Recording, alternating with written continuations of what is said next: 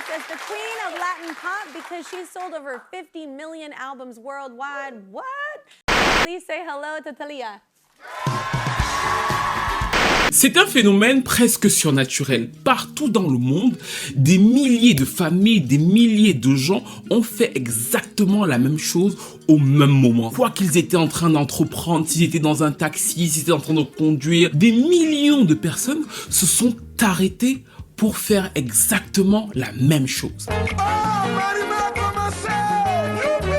Et vous pourriez vous dire, ok, ils l'ont fait, peut-être que c'était un mot d'ordre, ils l'ont fait en même temps, mais non, justement, ils l'ont pas fait en même temps. Certains l'ont fait en 94, certains l'ont fait en 95, d'autres l'ont fait en 2000, mais toujours est-il que tous ont eu le même comportement, hommes ou femmes. Ils se sont dit, il faut absolument que je m'asseye, ça va commencer, ça fait longtemps que si vous n'avez pas fait de vidéo, je like, je commente, je partage. Et ils ont mis play pour la fameuse Marimar.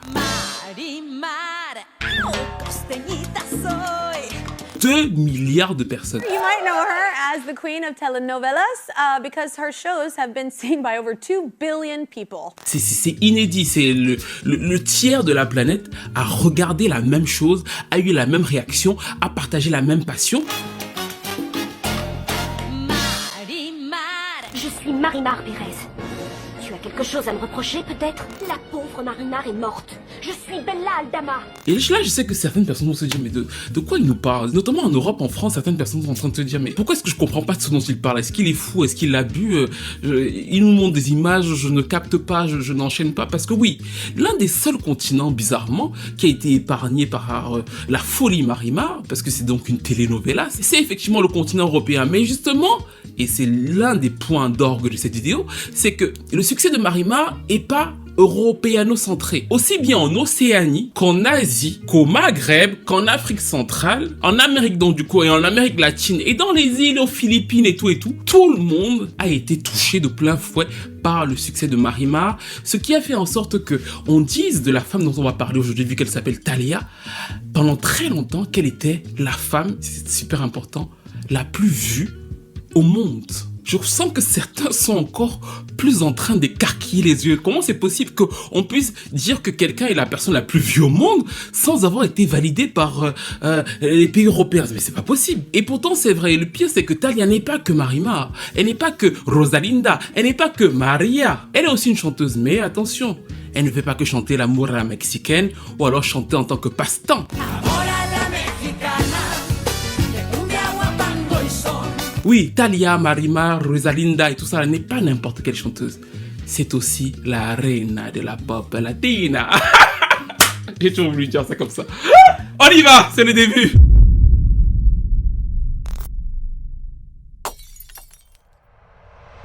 En 1992, la chaîne de télé mexicaine, vu que nous sommes au Mexique, en Amérique latine donc, pour ceux qui auraient oublié les cours de géographie au lycée, le pays de Frida Kahlo, peut-être que ça peut dire 2-3 choses à certains. Dans ce pays-là, il y a une chaîne de télé qui s'appelle Televisa. C'est une chaîne de télé super populaire qui diffuse au Mexique, mais dans plusieurs pays d'Amérique latine, et qui à l'époque donc a le projet de lancer une série télévisée.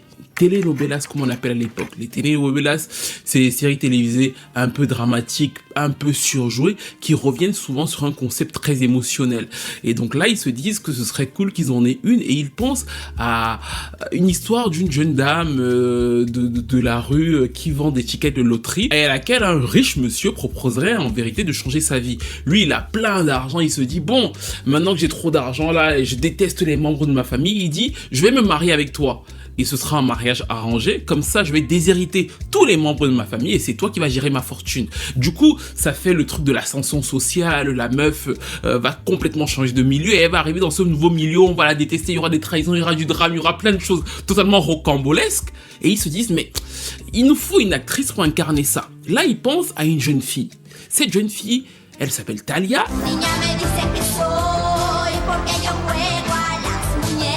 C'est une Mexican baby. Thalia chante devant les Mexicains depuis qu'elle a au moins 8 ans. C'est-à-dire qu'elle a été envoyée à la télévision très jeune. C'est une fille d'une famille de 5 enfants. Ses parents repèrent très vite que, en fait, elle sait chanter, elle sait jouer la comédie. Et surtout, elle est très très jolie. Donc du coup, elle va intégrer plusieurs groupes. À 9 ans, elle est dans un groupe qui s'appelle Pac-Man, qui entend faire du rock moderne.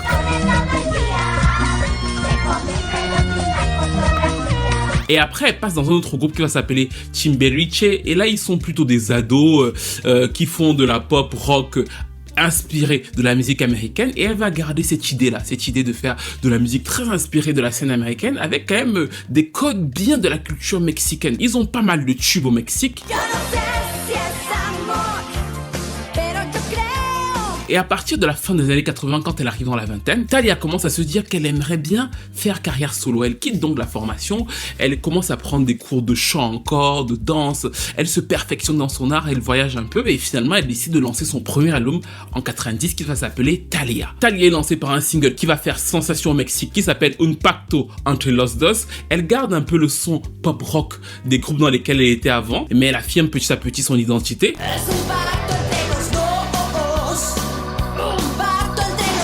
Et surtout, rapidement, elle brise les codes. On commence à trop parler d'elle parce que sur le second single qui s'appelle Saliva, elle mime une performance olé olé. Et ça passe à la radio, ça finit par être interdit. Et Thalia devient un sujet de conversation. C'est qui cette jeune fille? C'est qui elle? Qu'est-ce qu'elle nous veut?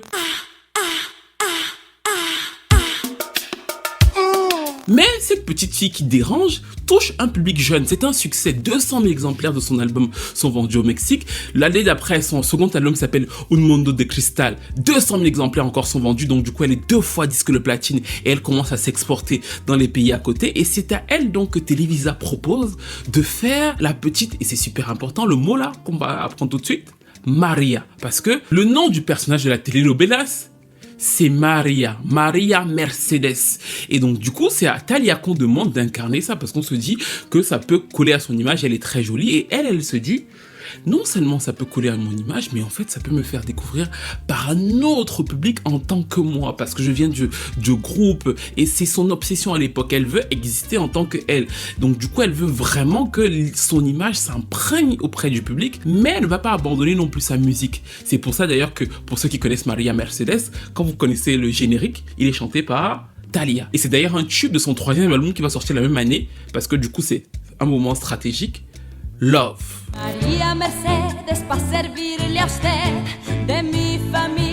Maria Mercedes est un succès immense qui dépasse totalement les attentes de la chaîne de télé. Ils le revendent à plusieurs pays, c'est une folie. Et comme Thalia a été maligne et qu'elle a prévu le coup, c'est-à-dire qu'elle s'est dit bon, je vais avoir un nouveau public, bah en fait je vais adapter mon son à ça. Son 3e album qui s'appelle donc Love, déjà c'est un titre en anglais, c'est plus un titre en français, dans lequel elle reprend la Edith Piaf. Elle est pas bête, vous comprenez ce que je veux dire? Elle comprend que elle joue sur les sentiments, les histoires sentimentales, les femmes qui la regardent et tout. Dans cet album-là, il va y avoir plusieurs grosses balades qui vont devenir des balades iconiques dans le monde latino, vu qu'elle vend plus de 700 000 exemplaires au Mexique et plus de 2 millions d'exemplaires juste en Amérique latine. Sangre. Elle devient avec Maria Mercedes un phénomène. Quand Michael Jackson arrive au Mexique, tout le monde lui dit la personne que tu dois avoir sur scène, ne cherche pas trop, c'est Maria. Enfin non, et ce n'est pas une erreur, c'est Thalia. Michael Jackson tal día en el Estadio Azteca. ¿Será la vez que me subí como fan para abrazarlo?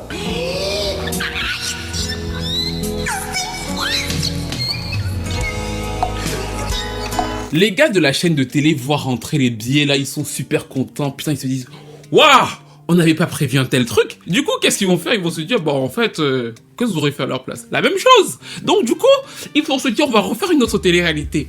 Cette fois-ci, on va appeler ça Marima. Mais en vérité, Marima, pour ceux qui sont malins, c'est Maria de la mer. C'est-à-dire qu'ils gardent en vérité le même prénom. Marima, c'est toujours Maria. Du coup, Marima, qu'est-ce qu'elle fait? Bah oui, elle vit près de la mer. C'est-à-dire qu'elle est encore plus pauvre, et c'est le même schéma. Elle vit avec ses parents dans une maison super pauvre. Elle tombe amoureuse d'un monsieur qui s'appelle Sergio. Elle est naïve, elle est douce, c'est vraiment la petite fille parfaite que tout le monde aime et à laquelle tout le monde peut s'identifier. Et mes grands-parents qui me disent toujours que je viens d'une grande famille qui aurait énormément d'argent. Et elle est humiliée par Sergio. Sergio, c'est qui?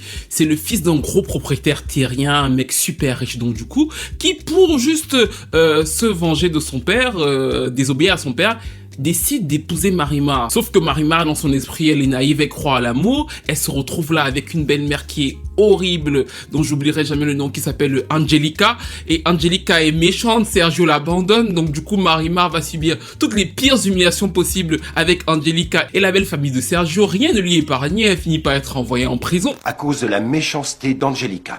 L'a envoyée en prison alors qu'elle était innocente. Et rappelez-vous, elle sait pas lire, elle sait pas écrire, elle sait rien faire. Et elle va, au lieu d'être détruite, parce que finalement ces gens-là, ils sont des horribles personnages, elle va totalement changer, elle va refaire sa vie, elle va se donner un nouveau nom, elle va devenir super riche, elle va revenir pour buter tous ces fils de... Je suis toujours Marimar Pérez. L'implacable Marimar. Si vous y réfléchissez bien, c'est la même série que Maria Mercedes. Le script est à peu près le même, c'est-à-dire que la jeune femme qui part de rien, qui finit par avoir de l'argent et qui prend sa revanche sur la vie. C'est la même chose, en vérité. Sauf que dans Marimar, rien qu'à ce que je vous ai raconté, vous voyez que c'est perfectionné. Il y a du drame à chaque seconde, ton cœur bout toujours, tes émotions sont prises au maximum. Et c'est comme ça donc que partant de Maria Mercedes, Marimar va devenir un phénomène mondial. En Afrique, il y avait tout, des pailles Marimar, des bonbons Marimar. Quand elle va arriver aux Philippines, il va y avoir des millions de gens qui l'attendaient. C'est-à-dire qu'elle va devenir Thalia, une espèce d'égérie pour des millions de téléspectateurs, mais aussi pour des millions de femmes, parce que je pense toujours que dans le réflexe de Marimar, de ce que ça traduisait, il y avait le truc de que c'est une femme auquel beaucoup de femmes, et c'est pas pour rien d'ailleurs que je pense que beaucoup de femmes du coup de l'Occident ne l'ont pas vue, parce que déjà ça n'a pas été racheté en Occident, en France notamment, mais aussi qu'elles se sont pas identifiées à Marimar. C'est-à-dire que je pense que les thématiques de Marimar ressemblaient à ce que beaucoup de femmes en Asie on vivent, c'est-à-dire que le fait de se dire que je quitte ma famille, je vais chez un homme, sa belle famille me maltraite et tout, il me traite pas bien, et finalement je prends ma revanche sur la vie. La manière dont c'est traité dans la série, ça a parlé à beaucoup de femmes. En plus derrière, vu que Thalia était une star, parce que c'est pas rien du tout, c'était déjà une superstar au Mexique à ce moment-là, vu qu'elle avait déjà eu 2 albums à succès, le 3e qui avait été un gros succès après Maria Mercedes, là Marimar sort, mais c'est déjà un gros modèle.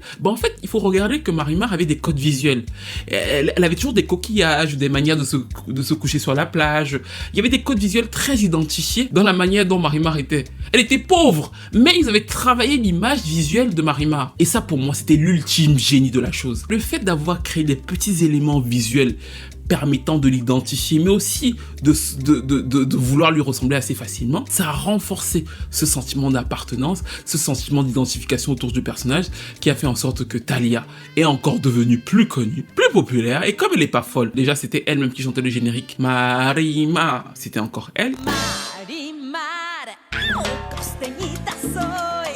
Mais surtout en 95, en fait, elle décide de quitter le Mexique, simplement la scène mexicaine. Maintenant, c'est une superstar. Donc, maintenant que les gens la connaissent, en tout cas, au moins dans une grosse partie du monde, elle ouvre son son avec notamment le mari de Gloria Estefan. Cet album-là va s'appeler In Ecstasis, avec des tubes comme Piel Morena. Mais surtout, et là c'est important, je veux que vous preniez quelques secondes, avec un autre tube d'elle qui est très intéressant, Amadante.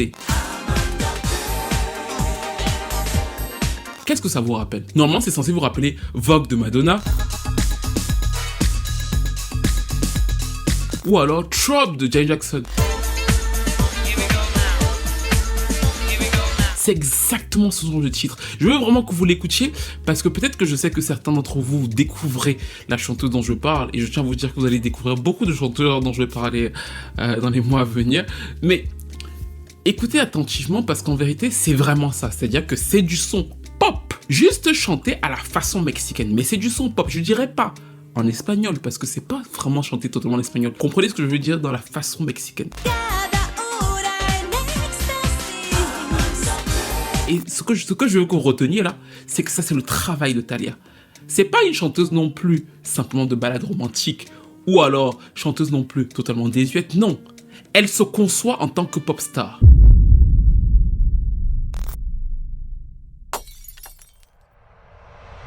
Nous sommes en 95, l'album est un immense succès pour elle, elle fait plus de 3 millions d'exemplaires vendus dans le monde, et dans cet album-là justement, le 3e single est une chanson, vu qu'il sort en 95, plutôt connue, que peut-être certains connaissent, un air que certains connaissent, s'appelle Maria la del Barrio.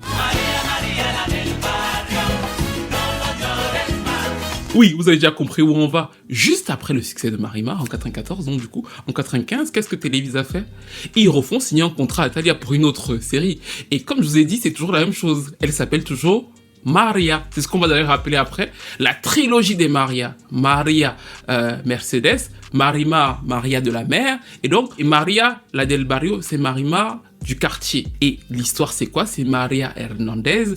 Cette fois-là, attendez, laissez-moi souvenir, parce que même moi, là, j'avais une belle mère qui regardait toutes les télénovelas, non, je me rappelle.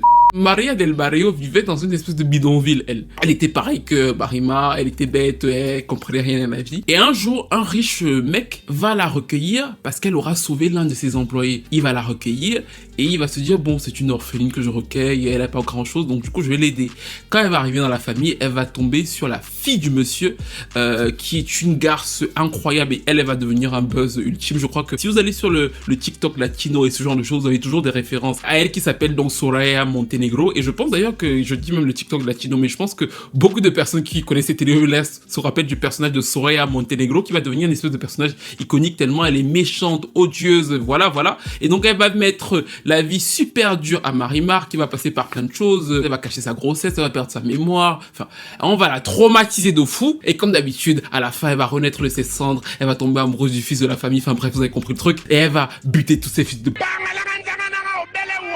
Parce qu'il y avait encore une fois des millions de personnes qui ont adoré Maria del Barrio. Avec ma famille, cette petite ramasseuse d'ordures. Mais oui, fillette, et j'en suis très fière.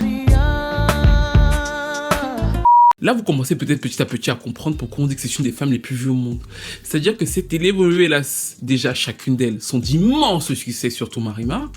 Mais en plus, le fait qu'elle les ait enchaînées a créé une sorte d'euphorie autour d'elle, du même personnage quand même, parce que finalement, elle joue quand même toujours la même chose. Mais les gens se sont attachés à elle. Elle est devenue ce qu'on va appeler la reine des telenovelas. You might know her as the queen of telenovelas because her shows have been seen by over 2 billion people. Quand elle va se rendre aux Philippines en 96, il y avait tellement de gens qu'on va dire qu'elle a dépassé le pape.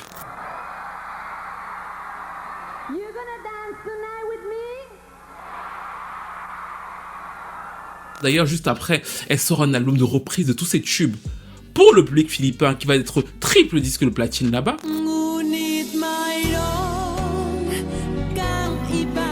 En 1997, Thalia a 7 ans de carrière musicale et 17 ans de métier. Et une popularité totalement hors norme pour une artiste de son âge et de son époque.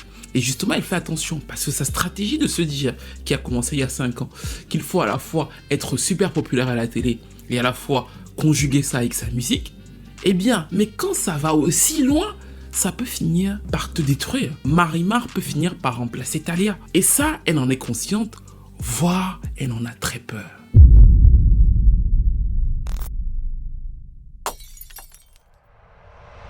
Mais le succès continue d'abord de se savourer parce que une telle exposition, EMI qui est son nouveau label depuis 95, continue d'investir pour qu'elle touche de plus en plus un public international et c'est là qu'elle sort la fameuse chanson Amor a la Mexicana.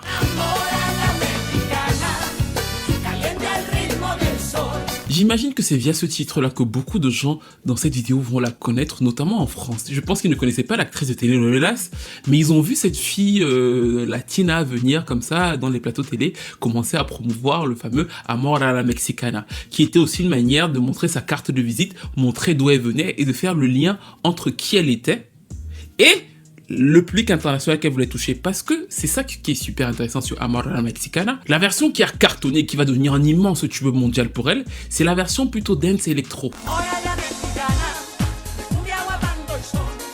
La version originale de Amor a la Mexicana, c'est très malin. Ce que Thalia fait, c'est qu'elle vend des histoires d'amour compliquées, qui vous tiraillent, qui vous machin, mais à la fin quand même, dans les histoires de Thalia, tout ça là, l'amour, c'est pour ça aussi que les femmes regardent, qu'elles sont aussi passionnées. L'amour le pur en fait, c'est pas l'amour, voilà, c'est le pur, qui gravit des montagnes, c'est ça. Et en même temps, elle est mexicaine. Et je trouvais toujours que Amor a la Mexicana, ça venant d'elle, ça veut dire beaucoup de choses et c'est très malin parce que si vous écoutez la version originale, c'est une balade romantique en fait.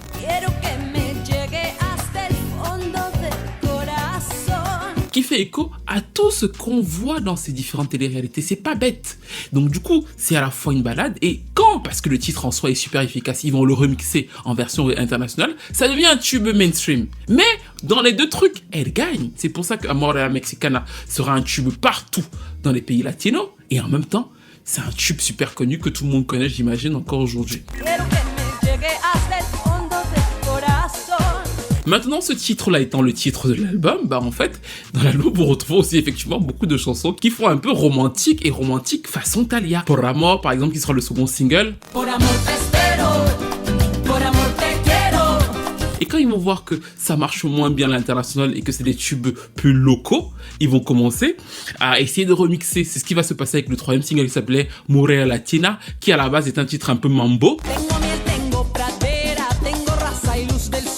Et quand ils vont capter qu'il y a un gros potentiel, ils vont le remixer et ça va être un tube dans certains pays européens. Et la stratégie fonctionne parce que Thalia fait 3 millions d'exemplaires sur Amor a la Mexicana. Elle devient connue en tant que Thalia dans certains pays dans le monde, sans lien justement avec la télé-réalité. C'est là qu'on lui repropose d'ailleurs justement une autre télé-réalité. Et cette fois-ci, ce n'est pas une télé-réalité banale, on change le nom. Et Thalia hésite. Elle hésite parce qu'elle se dit putain de merde. Si j'y retourne et que ça marche trop bien, même si je m'en souviens sorti, en fait, elle est contente parce qu'elle se dit finalement ah j'ai réussi quand même à récupérer les gens de la télé là et les mettre dans ma musique. Mais si je replonge là-dedans et que mon doigt se coupe, comment je fais? Mais elle décide quand même d'y aller une dernière fois, ou presque.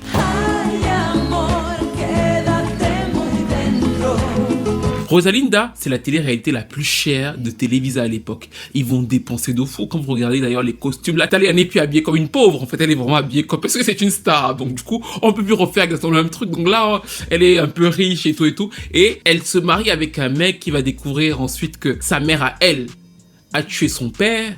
Donc du coup, le mec pète un câble, elle va finir internée dans un hôpital psychiatrique. Enfin, une histoire complètement rocambolesque comme d'habitude. Le seul truc, c'est que elle, bien évidemment, quand son mec va l'interner et la priver de son propre enfant, elle va complètement refaire sa vie, renaître de ses flammes. Et pour renaître de ses flammes, quel sera son métier? Quel sera son métier? Je veux entendre, je veux savoir. Quel sera le métier de Rosalinda qui va renaître de ses flammes pour aller se battre contre son ex qui lui a fait du mal? Oui, Rosalinda est chanteuse.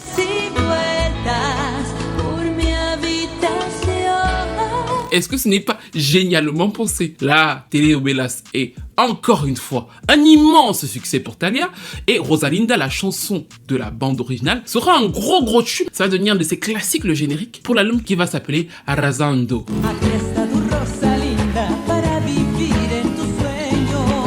Alors, je vais pas vous mentir, Arrasando, c'est l'album que j'aime le moins de Thalia.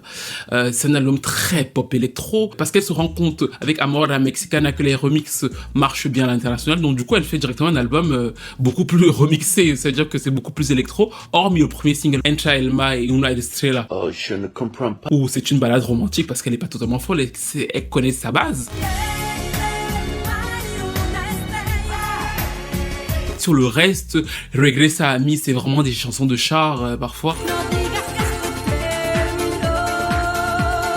C'est très pop électro, elle sera nommée aux Grammy Awards, c'est un gros succès pour elle parce qu'il faut comprendre une chose aussi qui est super importante pour la suite des vidéos qu'on va faire sur les artistes latinos, c'est que aux États-Unis, vous savez qu'il y a une forte communauté latine, des gens qui parlent espagnol depuis très longtemps. Et donc du coup, la musique latine étant un marché de niche aux États-Unis pendant très longtemps, il n'y avait pas les mêmes certifications que les autres artistes. Ça veut dire que pour avoir un disque d'or, par exemple si je sors un album en anglais aux États-Unis, il fallait que je vende 500 000 exemplaires. Pour avoir un disque d'or, si je sortais un album en espagnol aux États-Unis, il fallait que je vende 30 000 exemplaires et j'étais certifié. Est-ce que vous voyez ce que je veux dire? Ça a été longtemps comme ça, jusqu'à avant 2018-2020. Aujourd'hui, ça a totalement changé. Mais pendant très longtemps, c'était ça. Et en fait, ce que Thalia va faire, c'est que tous les albums dont on vient de parler sont de gros succès sur le public latino-américain. Donc en fait, elle marche sur ce public de niche là aux États-Unis. Elle réussit à faire du 200 000 exemplaires, du 160 000 exemplaires, ce qui veut dire qu'elle a des disques de platine, mais sur le marché de niche, donc américain, latino. Ce qui va encore une fois se passer avec cet album-là, où on retrouve d'ailleurs une reprise de Myriam Makeba, et ce n'est pas innocent. Elle fait la reprise de Myriam Makeba quand, parce qu'il y a un décalage, ces telenovelas arrivent où? En Afrique. Allons-y à la prière. Quelle prière? Je n'irai pas à la prière. Il est l'heure de Marimar. Écoute, Marimar avant la prière. Voilà. Vous êtes vécu au nom de Dieu. Toi, fous-nous la paix. Guignol. En 2000, ces telenovelas arrivent en Afrique parce qu'il y a un décalage entre le moment, ce que je vous ai dit au début, où ça cartonne dans tous les autres pays et où finalement la télévision africaine achète ça et qu'elle devient un phénomène en Afrique. Donc du coup, elle regarde là-bas et se dit, bon, je leur lance un petit tour de Miriam Makeba pour voir s'ils accrochent. S'ils accrochent, je viens. S'ils accrochent pas, je les laisse là-bas.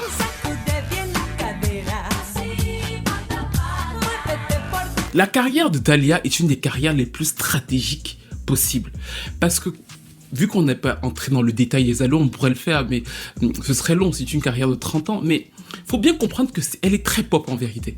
Elle n'est pas, contrairement, si on pourrait comparer par exemple Selena qui va avoir du succès à la même période. Selena, c'est une chanteuse de terrano. Le terrano, c'est une musique américaine. Quand je dis que c'est une musique américaine, c'est la communauté mexicaine et américaine qui a créé ce mélange entre la musique mexicaine et la musique américaine. Et Selena est la descendante originelle de ça. On en parlera.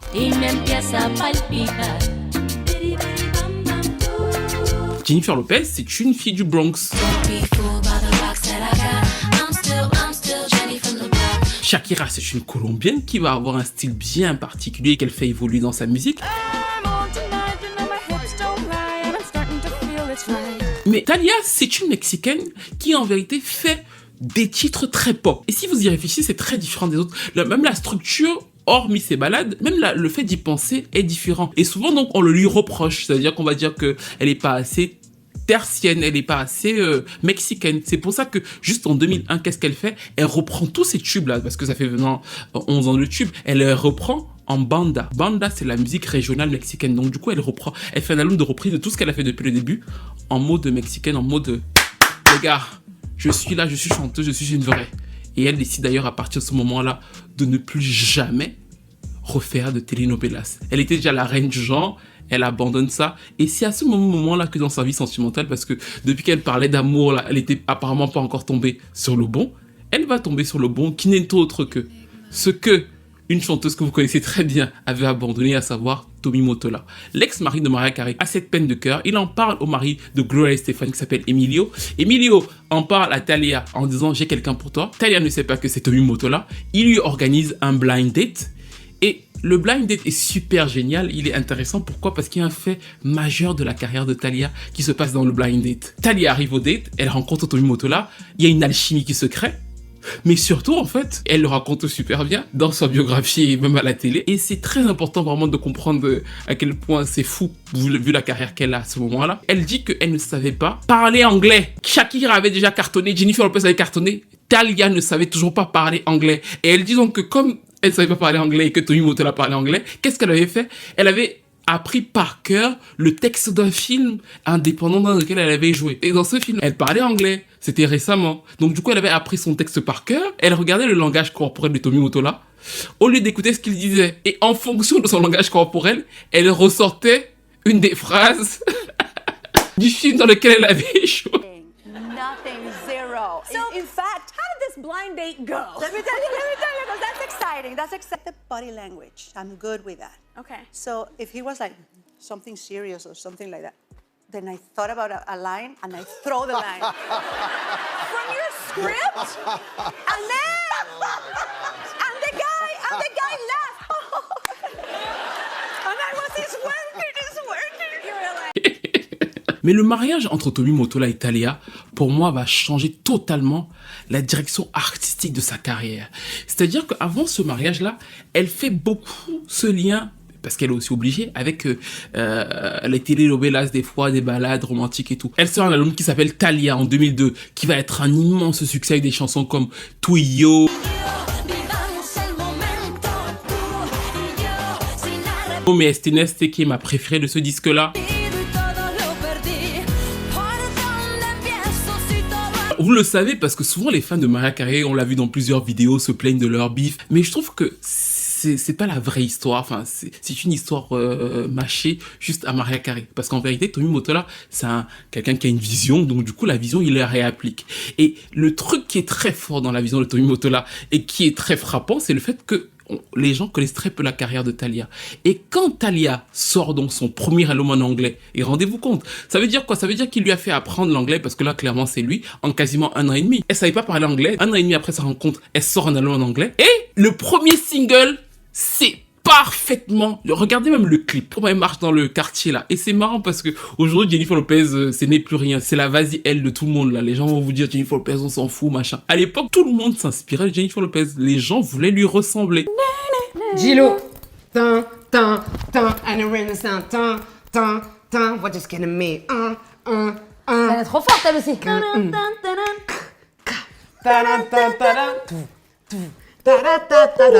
I'm still Gaiman from the block. The Wednesday is what I have a lot.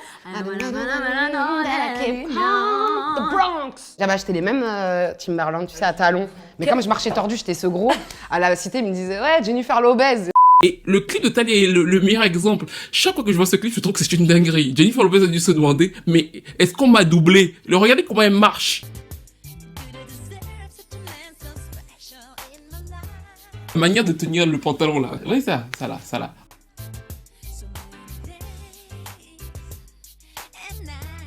Mais en fait, je me suis rendu compte qu'à la base, c'était Janis qui faisait ça. Mais la personne qui a commencé à marcher dans les rues en faisant ça, c'était Jennifer Lopez. Et c'est exactement ce que Thalia fait.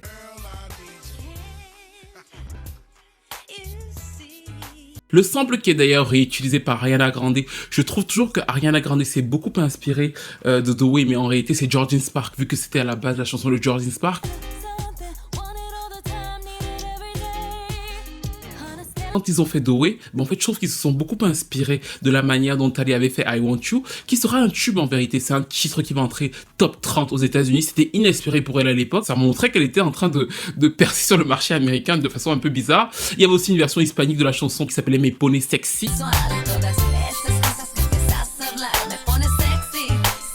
Mais pour moi, cette ascension sur le marché américain va tourner court, parce que déjà Jennifer Lopez, contrairement à tout ce que le monde entier peut me dire, c'est un produit qu'on ne peut pas dupliquer. Il faut comprendre le marché latino pour comprendre à quel point Jennifer Lopez est importante pour eux et à quel point vous ne pouvez pas la dupliquer. Et donc en fait, le fait que Thalia soit entrée par la porte R&B hip-hop était pour moi une erreur. Ou alors il fallait l'assumer du bout en bout, c'est-à-dire que se dire qu'on va vraiment forcer de faire en sorte que les fans de R&B commencent à devenir des fans de Thalia. Sauf que c'était pas le cas. Donc du coup après ils ont changé.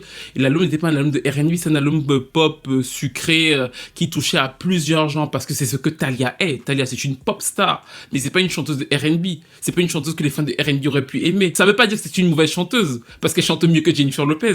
Mais le fait que les fans de R&B aient eu un attachement pour Jennifer Lopez est inédit. C'est quelque chose qui n'est pas censé être logique. Du coup, cette exception à la règle là, avec laquelle Thalia est entrée a fait en sorte que rapidement l'album de Thalia ne trouve pas un véritable public, même si en vérité vous trouvez dans cet album là toute la palette de ce qu'est Thalia. Baby I'm in Love, c'est une chanson beaucoup plus pop sucrée. Après on a Don't Look Back qui ressemble à Love at First Sight de Kylie Minogue. On a Close to Me qui est comme une balade de Britney Spears, c'est-à-dire qu'elle sait tout faire. Mais factuellement, ce n'était pas pour elle et ils l'ont compris. Ils l'ont tellement bien compris que ce qu'ils ont fait, c'est qu'ils ont repris plusieurs des chansons de cet album-là, ils les ont refait en espagnol et ils l'ont mise dans son best-of l'année d'après. Et ça a remarché pour son public hispanique. Cerca de Ti. C'est une chanson qui aurait très bien pu marcher avec Britney Spears, Aguilera. C'est une balade de pop sucré classique.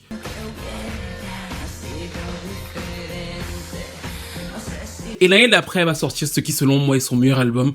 En tout cas, c'est un album que je trouve incroyable, qui s'appelle El Texto Sentido, qui est lancé par le single You Know He Never Love You.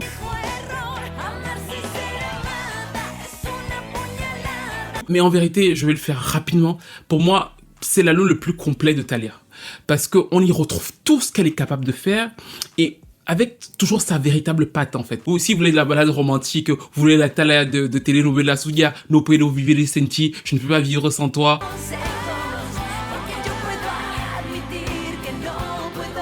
Si vous voulez une balade plus calme, plus silencieuse, il y a Un alma sentenciada.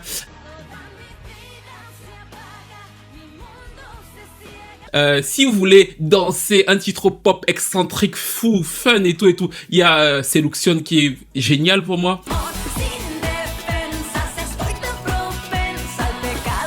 Si vous voulez la voir tester Shakira, voir ce que Shakira fait et dire que bon, est-ce que je peux tester et tout, il y a Sabe Bien.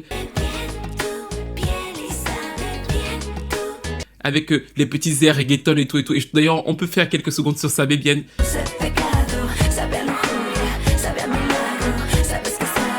Sabe bien, tu vocal sabe bien. Oh, j'adore cette chanson, j'adore cet album. Et pour moi, cet album marche bien, 1 million d'exemplaires, ça fait 15 ans de métier. Mais c'est l'apogée artistique avant la chute.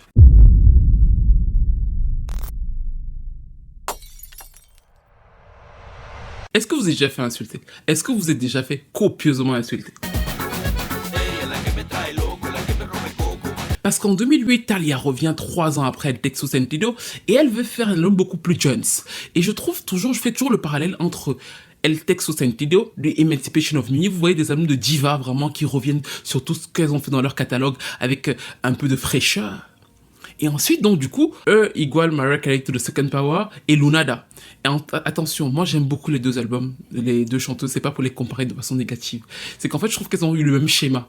Elles ont eu le même schéma et avec le même mari ou ex-mari et tout, de faire des albums de diva et ensuite de faire des albums très Jones. C'est ce que Thalia va faire. Thalia, elle va arriver avec un single qui s'appelait Ten Paciencia, qui était un titre beaucoup plus reggaeton, c'est lequel elle va appeler Daddy Yankee. Et elle va se faire lyncher. Ten Paciencia, je crois que c'est la chanson la plus détestée des fans de Thalia à sa sortie. Tellement elle est chartée quasiment nulle part, mais alors la réception est glaciale. Et pourtant, en vérité, elle se renouvelle en vrai. Elle commence à toaster.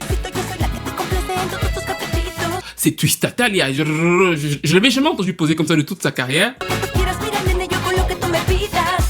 Le refrain est très cheap quand même. Et la chanson va flopper de fou et clairement casser la dynamique autour de l'album. Elle va sortir un second single qui était une reprise.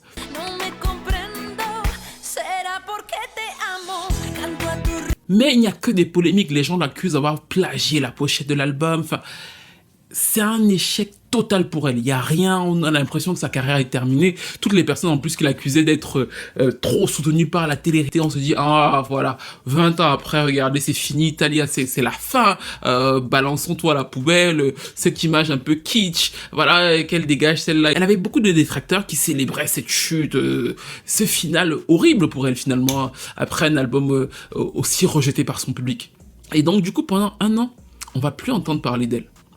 On va plus entendre parler de Thalia, il va plus rien y avoir. Les gens vont se dire que peut-être qu'elle va revenir en faisant des zones de Flory. Oui, peut-être qu'elle aurait pu faire ça. Vous auriez pu voir Thalia avec des David Guetta et ce genre de choses parce que c'est un pilier du monde latino. Donc elle aurait pu se dire, nous sommes en 2008, je surfe sur cette vague-là. Elle va prendre le monde à total contre-pied pour l'un des meilleurs coups marketing que moi j'ai pu observer. Un jour, Thalia fait un post, elle dit qu'elle a changé de maison de disque, qu'elle est désormais signée chez Sony.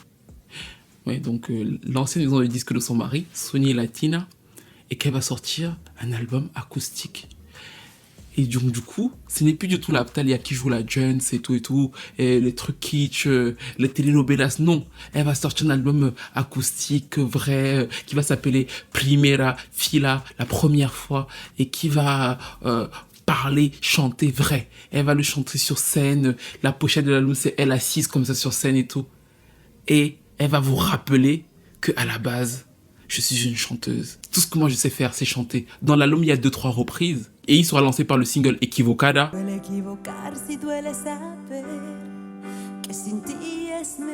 Fusée, poup poup, Marima, Rosalinda. Mais comment ils ont pu croire qu'elle était finie? Elle va prendre le monde à contre-pied. Et j'ai toujours trouvé que c'est une idée qui aurait tellement été géniale pour Mariah Carey. C'est-à-dire que en 2009, si Mariah Carey aurait sorti un album vocal en mode je balance tout ça, tout le monde fait de l'électro, je sors un album, un peu ce que Adele a fait en fait. Si Mariah avait fait ça 1 an avant, Mariah aurait eu un regain de popularité de fou. Et c'est ce que Tommy, je suis sûr toujours que c'est lui, a dit de faire à Thalia. C'est-à-dire que contre-pied de l'industrie, et vous pouvez taper encore pendant que on se parle pour voir les chiffres de l'album sur YouTube. Les chansons ont 600-700 millions de vues. Estoy Enamorado est un immense tube et en fait ça devient l'un de ses classiques. parce qu'elle parcourt plein de styles différents. Là, l'album est beaucoup plus bossa nova, beaucoup plus mature. On parle d'amour, de déception et tout, et tout, et tout. Et le fait que justement, on la entende chanter, c'est Thalia qui chante, ça lui donne une crédibilité qu'elle n'avait pas forcément totalement acquise avec tout ce qu'elle a fait. Ça va faire plus de 2 millions d'exemplaires juste dans les pays latinos, plus de 700 000 exemplaires, et ça va devenir son album le plus vendu au Mexique, et ça va totalement relancer la dynamique de sa carrière. Elle va refaire quasiment une suite 3 ans après, qui va s'appeler Habitame Siempre, toujours avec le même esprit de chansons beaucoup plus vraies, chantées avec sa voix, habitée totalement. Encore une fois, gros succès, y compris aux États-Unis sur le marché latino, où celui-là va être 6 fois platine. Elle va très bien donc traverser cette période difficile pour des artistes de son époque là, en revenant à la musique beaucoup plus simple, beaucoup plus intime et en cartonnant dessus. Et bien évidemment, quand les 5-6 années des Zones de Fleury vont passer, qu'est-ce qu'elle va faire?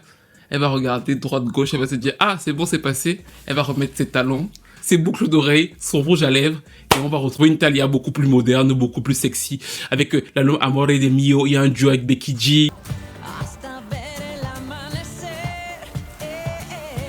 Sur l'album d'après Latina, elle va avoir un immense tube avec Maluma qui a plus d'1 milliard sur YouTube avec la petite vibe reggaeton Desde esa noche. Et en 2018 encore, elle a eu le tube de l'été dans les pays latinos, la chanson la plus écoutée, la plus streamée dans les pays latinos. C'était un titre de Thalia et de Nati Natisha, No Me Acuerdo.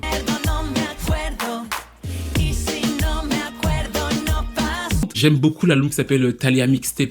Je vous conseillerais de l'écouter parce qu'en fait, je trouve que Thalia, et c'est pour ça aussi que j'ai pas mal parlé de sa carrière musicale, même si j'aurais voulu en vérité en parler encore plus, être encore plus dans les détails.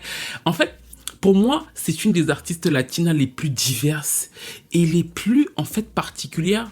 Et c'est caché parce que justement, il y a le truc de la telenovelas. Mais en vérité, comme elle se pense pop star, elle réussit en fait à avoir une palette incroyable de styles qu'elle réussit à toucher. Elle est beaucoup plus diverse que Shakira en vérité. Elle a ce côté gardienne du temple. D'ailleurs, des fois, ça peut vous paraître un peu kitsch. Je dis d'ailleurs souvent qu'elle n'a pas une vidéographie à la hauteur du nombre de disques vendus qu'elle a. Mais finalement, cette discographie, parfois un peu kitsch, très maniérée, ressemble un peu à son audience. C'est-à-dire qu'elle est la diva du fait aussi des telenovelas très proche du peuple. C'est en l'écoutant d'ailleurs, elle, que j'ai découvert des styles de musique, la cumbia, le mariachi, le bolero. Et elle en joue très bien. C'est-à-dire qu'elle garde ça en étant très pop. Et elle a d'ailleurs fait dans son dernier album une reprise de Amora Mexicana, très bolero. C'est en ça qu'elle est très différente pour moi, vu qu'on en parlera de Rosalía, qui est une espagnole, et vous l'entendez quand Rosalía chante que c'est une chanteuse espagnole d'abord, que c'est pas une chanteuse d'Amérique latine.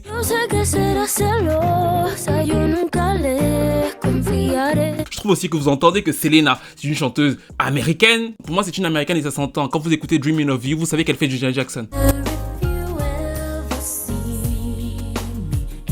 Et qu'elle est aussi très différente de gars comme Maluma ou Bad Bunny qui, eux, ont adapté les codes trap vraiment à différents styles de musique latino.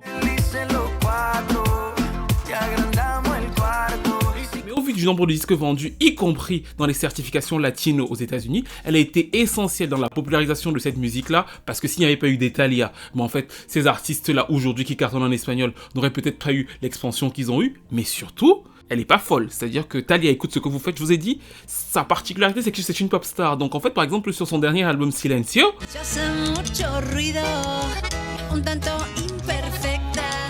vous entendez qu'elle a écouté la trap et donc du coup qu'elle fait les mix trap sur de la pure chanson colombienne. C'est vraiment son chant qui la différencie parce qu'autrement elle connaît tous les codes de la pop en fait. Elle les connaît par cœur. C'est sa manière d'interpréter qui est totalement différente et qui je pense fait son socle et fait aussi que je pense que beaucoup de gens, même quand elle chante en anglais, sont réticents. C'est pas la même chose, c'est pas la même fève. C'est pas la même ferveur. Rien que la manière dont elle ouvre sa voix, les consonnes, la manière dont ça sonne, c'est pas la même chose. Mais on verra ça pour une autre vidéo. En tout cas, elle a un peu de mal récemment avec ces 2 derniers albums qui sont sortis, mais ça n'enlève rien au fait que ce soit une légende absolue de la musique latina. Du coup, beaucoup de gens en général ont l'impression que ce n'est que cette femme sublime qu'ils ont vue dans les telenovelas, alors qu'en vérité, les telenovelas lui ont servi d'appui pour pouvoir asseoir sa notoriété musicale, parce qu'à la base, c'est une chanteuse et qu'elle a toujours voulu être chanteuse et qu'ensuite, elle a réussi donc à asseoir cette autorité musicale et à continuer à avoir quasiment 15 ans de succès. Et c'est pour ça donc que souvent on la présente dans les shows aux États-Unis ou partout dans le monde comme étant la reine de la musique latina. C'est que oui, les gens se diraient c'est forcément quelqu'un que nous on est censé connaître. Mais non, pas forcément. On peut être la reine d'un genre musical ou de la pop latina sans être la personne que vous êtes censé connaître parce que c'est pas forcément vous l'audience principale, exactement comme Marimar. Le monde n'est pas forcément occidentaux-centré. On peut être l'une des séries les plus vues sur Terre sans que personne en Occident ne sache qui vous êtes. Et je trouve que c'est bien ce que ça révèle dans sa musique. C'est que oui, c'est souvent très pop et accessible pour le grand public, mais elle a réussi à créer une pop suffisamment diverse et profondément ancrée sur son cœur de cible, sans se faire enfermer, même si ça lui a permis d'être là, par les différentes Maria Mercedes, Maria la del Barrio, Maria de la mer, qui est donc Marimar, et Rosalinda. D'ailleurs, vu que nous sommes à la fin de la vidéo, dites-moi laquelle, pour ceux qui ont regardé toutes ces télé-novelas, vous préférez. Est-ce que vous êtes plutôt Mercedes, Mar, ou alors la del Barrio, ou alors est-ce que vous êtes plutôt Rosalinda? Moi, bien évidemment, il n'y a même pas de débat, je préférerais toujours Marimar, parce que Marimar, c'est la folie, c'est tellement excentrique, c'est tellement fou que à un moment, je te dis, tu pleures, non, voilà, ça a marqué mon enfance, mais peut-être que vous en préférez d'autres. Est-ce que vous saviez, en regardant cette série-là, que je sais qu'il y a très peu de personnes qui le savent, que c'est une chanteuse et qu'elle a cette carrière incroyable et que c'est une légende en fait pour la musique latine. C'est une grosse icône chez eux, c'est pas rien du tout, c'est pas une chanteuse lambda en fait, c'est voilà quoi, c'est le haut du panier. Et je vous ai expliqué comment elle a structuré sa carrière, à quoi lui ont servi les télé-réalités après sa sortie de groupe, comment aussi elle a joué sur son son, c'est-à-dire que ce truc où pendant très longtemps elle avait toujours des ballades très romantiques et tout, qu'elle la liait avec un son très pop mainstream et qu'ensuite elle a construit quelque chose de plus argumenté, je pense, aux côtés de Tommy Mottola dans les années 2000, mais toujours malgré tout avec la capacité de scinder ce qui se fait à l'international et de l'intégrer dans la musique mexicaine. C'est pas juste une chanteuse mexicaine lambda. Et le troisième point, c'est aussi la manière dont elle a réussi à relancer sa carrière en étant brute, en revenant sur quelque chose de très humain, très vrai. Dites-moi ce que vous avez pensé de tous ces éléments-là dans la carrière de Thalia.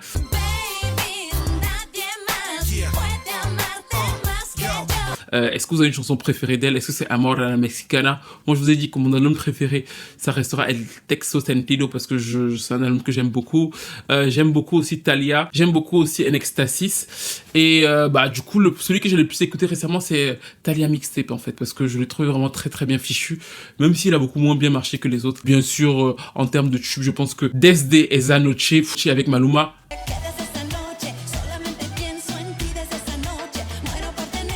aurait mérité encore plus, même si c'est déjà un tube mondial, ça aurait mérité que les Occidentaux sachent ce que c'est en fait, parce que c'est un tube. Bref, n'hésitez pas à me dire tout ce que vous pensez de Thalia. Comme vous avez pu le voir, c'est un plaisir pour moi de parler d'elle. N'hésitez pas à liker, à commenter, à partager, à écouter Cerca de Ti si vous êtes fan de pop sucré. Et on se retrouve donc très vite pour une nouvelle vidéo.